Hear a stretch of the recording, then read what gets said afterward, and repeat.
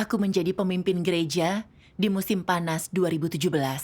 Menanggapi kebutuhan pekerjaan, pemimpin mengatur agar saudari Yang dan saudari Wang bekerja denganku. Aku diminta membantu mereka. Tak lama, kulihat keduanya bertanggung jawab dan maju pesat.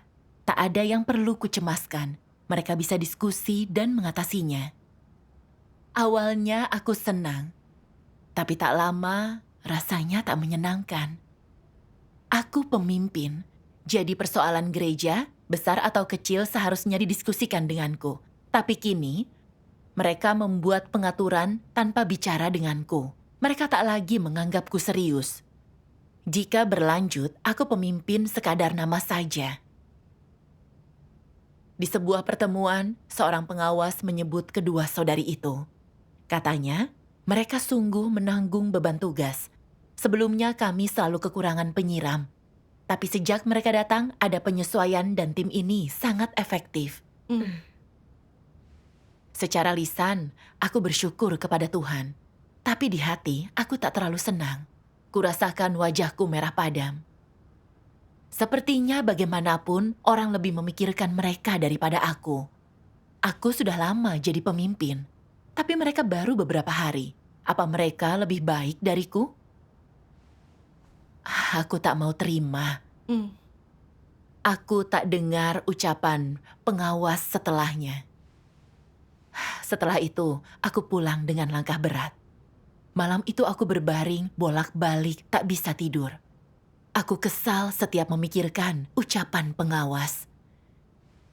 Meski lama jadi pemimpin, aku bukan tandingan dua saudari yang baru mulai pelatihan itu. Apa yang pemimpin pikir tentang aku kalau dia tahu? Akankah dia menyebutku tak kompeten dan tak pantas jadi pemimpin? Orang biasanya menghormatiku, tapi kini semua berpikir dua saudari itu lebih baik. Apa setelah ini mereka mendukung keduanya, bukan aku? Aku merasa saudari Yang dan saudari Wang mencuri reputasiku. Aku dipenuhi rasa iri dan dengki terhadap mereka. Otakku terus berputar. Aku takut posisiku terancam. Diam-diam ku semangati diri bahwa aku harus bekerja dengan baik dan berupaya selesaikan semua proyek kami dengan baik, agar semua melihatku tak kalah dari mereka. Setelahnya aku bangun pagi dan tidur larut malam. Aku memimpin setiap pekerjaan penting dan segera menyelesaikan masalah karena takut kedua saudari itu memimpin. Kadang ku harap mereka berbuat salah dan kehilangan muka. Suatu hari saat memeriksa buku gereja, kami temukan ketidakcocokan angka. Mereka yang mengurus pembagian dan penerimaan buku. Melihat mereka cemas mencari sebabnya, tak cuma tak membantu, aku senang atas kemalangan mereka. Pikirku kalian hebat. Sekarang kalian mau apa? Aku menegur dengan keras. Masalah buku gereja itu perkara penting. Mereka tertekan mendengarnya. Ini memengaruhi keadaan mereka. Diam-diam, aku senang. Kita lihat apa pemimpin anggap mereka lebih baik setelah kesalahan besar ini. Jika keadaan mereka tetap buruk, aku tak perlu cemas, jabatanku terancam. Apa terpikir olehmu keadaan buruk mereka akan memengaruhi pekerjaan gereja? Iya. Waktu itu, aku merasa bersalah dan sadar itu keterlaluan. Tapi aku tak merenungkannya. Iya. Karena suatu sebab tugas saudari Wang lalu diganti. Tinggal aku dan saudari Yang. Suatu hari dalam diskusi kerja, kuperhatikan pemimpin selalu meminta pendapat saudari Yang. Aku merasa diabaikan. Aku menduga pemimpin mungkin berpikir dia lebih muda dan cakap, jadi ingin melatihnya. Hatiku hancur memikirkannya. Sebelumnya pemimpin selalu berdiskusi denganku, tapi kini dia menghargai saudari Yang. Itu membuatnya tampak lebih baik dariku. Iri hatiku muncul lagi. Waktu itu aku menghardiknya tiap kali kulihat ada yang salah di pekerjaannya. dan kadang dia kuabaikan. Di tiap pertemuan, aku ambil kepemimpinan dan menyelesaikan masalah semua orang, tak kuberi dia kesempatan bersekutu. Dia pasti terkekang, diperlakukan seperti itu. Benar, keadaannya memburuk, dia tak lagi punya beban untuk pekerjaan gereja. Ada yang tak ditangani tepat waktu dan merugikan pekerjaan gereja. Waktu itu aku merasa bersalah. Aku merasa aku penyebab keadaan negatifnya, tapi aku tak merenungkan diri. Aku tak sadar keadaanku hingga pendisiplinan Tuhan turun. Suatu hari aku sakit, badanku panas, lalu batuk-batuk. Kupikir asmaku kambuh lagi. Tapi seorang saudari mengingatkanku. Belakangan kulihat hanya kau yang bersekutu di pertemuan. Saudari yang tak bisa angkat bicara. Kau harus merenungkan diri. Berbahaya jika diteruskan. Syukur kepada Tuhan. Bagus dia mengatakannya. Benar. Oh ya, apakah kau merenung? Tak hanya tak terima, aku berusaha keras menentang. Kau tak tahu dia tak pandai bicara. Hanya akan ada kesunyian kalau aku tak bersekutu. Dia tak berkata-kata lagi. Lalu batukku tambah parah dan obat-obatan tak menolong. Meski ingin aku tak bisa bersekutu di pertemuan, aku pun pergi ke dokter. Kata dokter, aku sakit bronkietasis dan TBC parah. Itu penyakit serius. Butuh pengobatan setahun baru bisa dikendalikan. Separah itukah? Iya. Mendengarnya, aku cuma duduk, kaget dan sedih sekali. Aku pernah menderita TBC dan itu sulit sembuh. Entah bagaimana bisa kambuh dan keadaannya serius. Karena TBC menular, aku tak bisa menemui saudara-saudari. Artinya aku tak bisa bertugas. Sudah lama aku bertugas dan percaya. Bahkan meninggalkan keluarga dan pekerjaan. Apalagi waktu itu, pekerjaan sedang sibuk-sibuknya, dan aku yang memimpin semua. Kenapa aku menderita penyakit serius ini? Apa kehendak Tuhan? Makin kupikir, aku makin sedih, dan terus menangis di balik selimut. Satu kali aku berdoa berlinang air mata. Tuhan, aku kesakitan. Aku tak tahu cara melewatinya. Berilah pencerahan untuk mengerti kehendak-Mu, agar aku bisa petik pelajaran dari penyakit ini. Suatu hari aku baca firman Tuhan dalam saat teduh. Tuhan berfirman, sering saat menghadapi penyakit serius atau tak biasa yang membuatmu kesakitan, ini tak terjadi secara kebetulan. Entah kau sakit atau sehat, kehendak Tuhan ada di balik semua. Amin. Setelah kurenungkan, aku sadar, Tuhan tidak asal. Dia punya kehendak di balik sakitku. Aku harus sungguh merenungkan diri. Aku terus berdoa dan mencari. Dalam perenungan, tiba-tiba aku sadar, iri hatiku terhadap saudari yang hidup mengejar reputasi dan keuntungan, membuatnya terkekang, dan itu memengaruhi pekerjaan gereja. Aku merasa bersalah dan menyesal. Kubaca ini dalam firman Tuhan. Manusia sungguh kejam, kelicikan dan intrik, pertengkaran, perebutan kekuasaan, saling membantai, kapan semua ini akan berakhir? Sekalipun Tuhan telah mengucapkan ratusan ribu kata, tak seorang pun tersadar. Manusia berjuang demi keluarga dan anak-anak, demi karir dan masa depan, kedudukan, kesombongan, dan uang. Demi makanan, pakaian, dan kedagingan. Adakah yang sungguh bertindak demi Tuhan? Bahkan di antara yang bertindak demi Tuhan, hanya sedikit yang mengenalnya. Berapa banyak yang tak bertindak demi kepentingan diri sendiri? Berapa banyak yang tidak menindas atau mengucilkan sesamanya untuk melindungi kedudukan mereka sendiri? Beberapa selalu takut orang lain mengungguli, mengalahkan mereka. Orang lain akan dihargai, sedangkan mereka diabaikan. Jadi mereka menyerang dan mengecualikan orang. Ini berarti iri terhadap orang-orang berkemampuan. Ini berarti egois dan jahat. Watak macam apa ini? Ini watak yang jahat. Ini adalah watak yang hanya memikirkan kepentingannya sendiri, hanya memuaskan keinginannya sendiri, tak menunjukkan perhatian ke orang lain atau kepentingan gereja. Orang semacam ini punya watak buruk dan Tuhan tak mengasihi mereka. Amin. Amin. Membaca firman ini sungguh pedih rasanya. Dia menyingkap persis keadaanku. Karena lihat kedua saudari itu terampil bekerja dan cepat belajar, dan menangani semua tanpa berdiskusi denganku, aku merasa tak nyaman. Mengira mereka mengabaikanku. Waktu pengawas memuji mereka karena efektif bertugas, aku merasa mereka ancaman bagi jabatanku dan ingin mencuri reputasiku.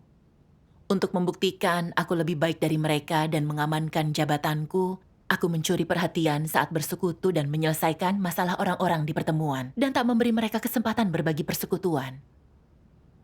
Waktu ada yang tak jelas dalam pembukuan, bukan menolong mencari sebabnya, aku nikmati kesusahan mereka dan menyindir sinis.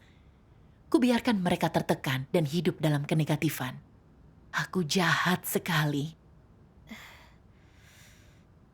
Memikirkannya, aku merasa bersalah dan menyesal dan berdoa dalam tangis.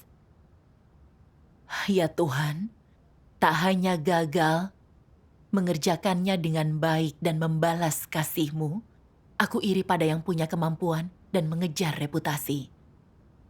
Perbuatanku memuakan, menjijikan bagimu. Tuhan, aku mau bertobat dan berubah. Amin. Aku membaca firman Tuhan ini.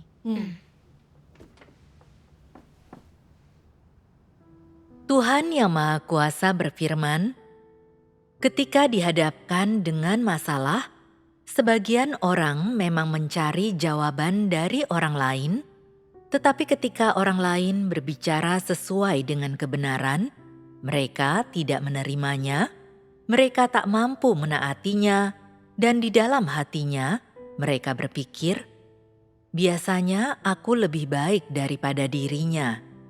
Jika aku mendengarkan sarannya kali ini, bukankah sepertinya dia lebih unggul dariku? Tidak, aku tak boleh mendengarkannya mengenai masalah ini. Aku akan melakukannya dengan caraku sendiri. Kemudian mereka mencari-cari alasan dan dalih untuk menolak sudut pandang orang itu. Watak macam apa ketika orang melihat seseorang yang lebih baik daripada mereka? Mereka berusaha menjatuhkan orang itu, menyebarkan kabar bohong tentang orang itu, atau menggunakan cara-cara tercela untuk merendahkan orang itu dan merusak reputasinya, bahkan menginjak-injaknya demi melindungi posisi mereka sendiri di benak orang. Ini bukan sekadar kecongkakan dan kesombongan. Ini adalah watak iblis, ini adalah watak yang jahat. Bahwa orang ini mampu menyerang dan mengasingkan orang-orang yang lebih baik dan lebih kuat daripada mereka, menunjukkan bahwa mereka berbahaya dan jahat. Dan bahwa mereka rela melakukan apapun untuk menjatuhkan orang, memperlihatkan bahwa ada banyak watak iblis dalam diri mereka. Dengan hidup berdasarkan watak iblis, mereka cenderung meremehkan orang, berusaha menipu mereka, mempersulit mereka. Bukankah ini perbuatan jahat?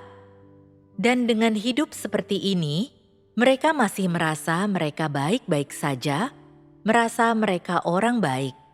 Tetapi ketika mereka melihat seseorang yang lebih kuat daripada mereka, mereka cenderung mempersulit orang itu, menginjak-injaknya. Apa masalahnya di sini?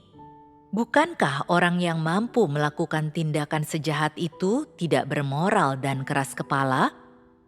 Orang-orang semacam itu hanya memikirkan kepentingan mereka sendiri, hanya memikirkan perasaan mereka sendiri. Yang mereka inginkan hanyalah mencapai keinginan, ambisi, dan tujuan mereka sendiri. Mereka tidak peduli seberapa besar kerugian yang mereka timbulkan terhadap pekerjaan gereja, dan mereka lebih suka mengorbankan kepentingan rumah Tuhan demi melindungi status mereka di benak orang dan reputasi mereka sendiri. Bukankah orang-orang semacam ini congkak dan merasa diri benar, egois dan keji? Orang-orang semacam itu bukan hanya congkak dan merasa dirinya benar, mereka juga sangat egois dan keji. Mereka sama sekali tidak memperhatikan kehendak Tuhan. Apakah orang-orang semacam itu memiliki rasa takut akan Tuhan? Mereka tidak memiliki rasa takut akan Tuhan sedikit pun. Inilah sebabnya mereka bertindak sembrono dan melakukan apapun yang mereka inginkan tanpa rasa bersalah, tanpa rasa takut, tanpa kekhawatiran atau kecemasan, dan tanpa mempertimbangkan konsekuensinya. Inilah yang seringkali mereka lakukan, dan cara mereka selalu berperilaku. Apa natur dari perilaku seperti ini?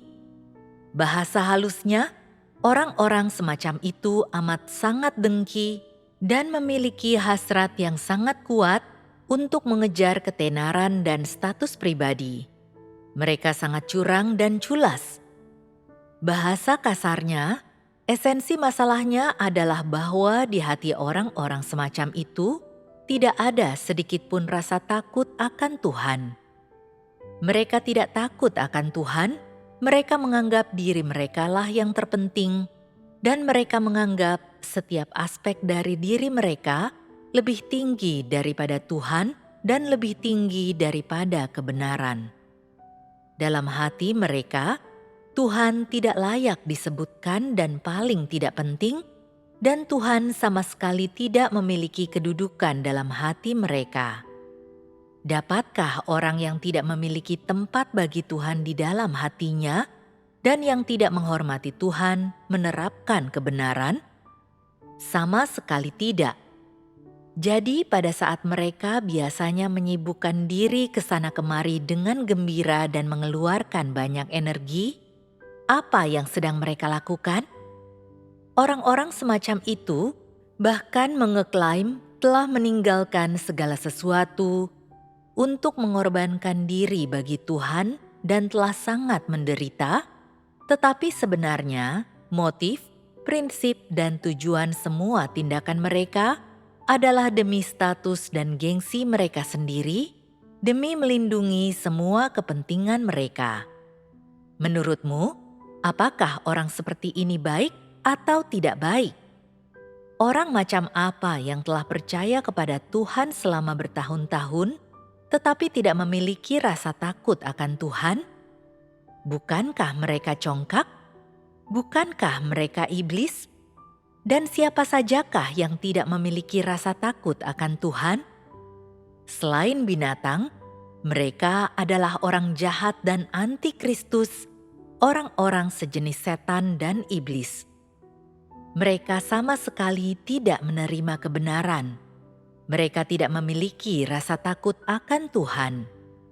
Mereka mampu melakukan kejahatan apapun. Mereka adalah musuh Tuhan dan musuh umat pilihannya. Amin. Tuhan menyatakan dengan jelas, mengungkap akar masalah iri hati kita. Benar sekali. Jika tidak, kita takkan tahu ini masalah serius. Jelas tidak. Membaca firman Tuhan, rasanya seakan dia di hadapanku menghakimiku. Kupikir bertahun-tahun jadi pemimpin, seharusnya aku lebih baik, tingkatanku lebih tinggi. Jadi aku iri dan menolak siapapun yang lebih cakap dariku. Aku tahu kedua saudari itu punya kemampuan dan beban untuk tugas dan berhasil. Itu baik untuk pekerjaan gereja dan jalan masuk kehidupan saudara-saudari. Tapi aku tak memikirkannya. Aku hanya pedulikan reputasi dan jabatanku. Diam-diam ku perangi mereka. Ku cari-cari kesalahan dan kekeliruan pekerjaan mereka, buat mereka sedih kelihatan buruk. Ku tinggalkan mereka dalam keadaan buruk dan tak lagi punya beban tugas. Pekerjaan gereja juga dirugikan. Iya, Iya. benar. Demi menjaga jabatan, aku iri pada yang lebih berbakat. dan membuat tertekan saudara-saudariku yang bisa kerja nyata. Itu mengganggu pekerjaan gereja dan membahayakan kepentingan gereja. Aku tak punya kemanusiaan dan memperlihatkan watak jahat. Iblis tak tahan melihat orang sukses. Dia ingin melihat mereka tertekan, mengkhianati Tuhan. Aku menjadi antek iblis, berbuat jahat, dan menentang Tuhan. Sebagai pemimpin gereja, seharusnya aku memikirkan kehendaknya dan membina orang berbakat untuk gereja. Tapi, tak hanya gagal membina orang berbakat, aku malah iri dan menekan mereka. Bisakah itu disebut menjalankan tugas?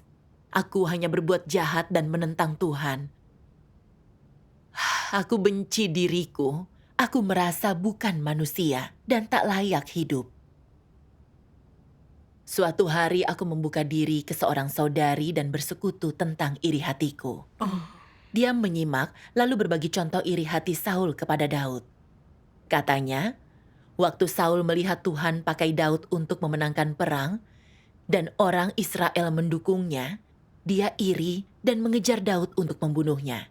Dia akhirnya dibenci dan ditolak oleh Tuhan. Aku gemetar mendengarnya.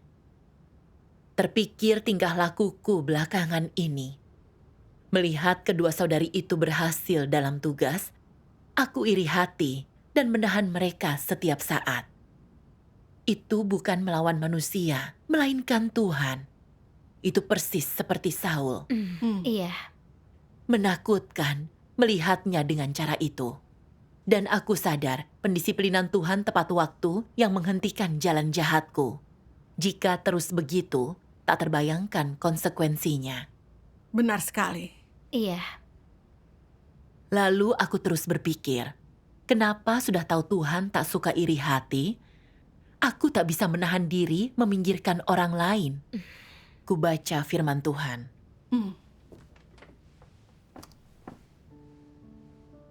Tuhan Yang Maha Kuasa berfirman, salah satu ciri yang paling jelas dari esensi seorang antikristus adalah bahwa mereka seperti Raja Lalim yang menjalankan kediktatoran mereka sendiri. Mereka tidak mendengarkan siapapun, mereka memandang rendah semua orang, dan apapun kelebihan orang, atau apapun yang mereka katakan dan lakukan, atau wawasan dan pendapat apapun yang orang-orang itu miliki, mereka tidak peduli. Seolah-olah tak seorang pun memenuhi syarat untuk bekerja dengan mereka atau mengambil bagian dalam apapun yang mereka lakukan. Itulah jenis watak antikristus. Ada orang yang berkata bahwa ini adalah kemanusiaan yang buruk. Bagaimana ini bisa dikatakan hanyalah kemanusiaan buruk yang lumrah? Ini sepenuhnya adalah watak iblis. Watak semacam ini sangat ganas. Mengapa aku katakan bahwa watak mereka sangat ganas? Para antikristus menganggap kepentingan rumah Tuhan dan gereja sebagai kepentingan mereka sepenuhnya, sebagai milik pribadi yang harus mereka kelola sepenuhnya, tanpa campur tangan orang lain. Satu-satunya yang antikristus pikirkan ketika melakukan pekerjaan gereja adalah kepentingan diri mereka sendiri, status mereka sendiri, dan citra mereka sendiri. Antikristus tidak mengizinkan siapapun merugikan kepentingan mereka, apalagi membiarkan siapapun yang memiliki kualitas dan mampu menyampaikan pengalaman dan kesaksiannya mengancam status dan gengsi mereka.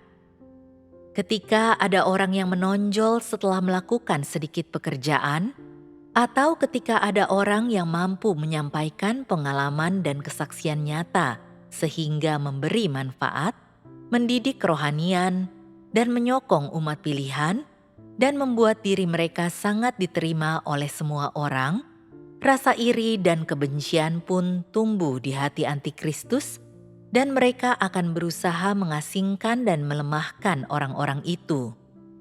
Selain itu, antikristus sama sekali tidak mengizinkan orang-orang semacam itu untuk melakukan pekerjaan apapun, untuk menghalangi orang-orang itu agar tidak mengancam status mereka. Antikristus berpikir dalam hatinya, "Tidak mungkin aku menoleransi hal ini. Engkau ingin memiliki peran dalam wilayah kekuasaanku, bersaing denganku. Itu tidak mungkin. Jangan pernah berpikir kau bisa melakukannya. Kemampuanmu lebih besar daripada kemampuanku. Kau lebih pandai bicara daripada diriku, lebih berpendidikan daripada diriku, dan lebih populer daripada diriku. Kau ingin aku bekerja bersamamu? Apa yang akan kulakukan jika kau mencuri pujianku? Apakah mereka sedang memikirkan kepentingan rumah Tuhan? Tidak. Apa yang sedang mereka pikirkan? Mereka hanya memikirkan bagaimana mempertahankan status mereka sendiri. Meskipun mereka tahu bahwa mereka tidak mampu melakukan pekerjaan nyata, mereka tidak membina atau mempromosikan orang-orang berkualitas baik yang mengejar kebenaran. Yang mereka promosikan hanyalah orang-orang yang menyanjung mereka, orang-orang yang cenderung memuja orang lain, yang memuji dan mengagumi mereka di dalam hati, orang-orang yang pandai berbicara, yang tidak memahami kebenaran, dan tidak memiliki kemampuan untuk membedakan. Amin. Tuhan menunjukkan antikristus tak memikirkan pekerjaan gereja dan menginginkan kekuasaan. Mereka menguasai gereja dan tak membiarkan siapapun terlibat. Mereka menolak dan menindas semua yang mengancam jabatan mereka dan berusaha menutupi kekuatan dan kelebihan orang lain.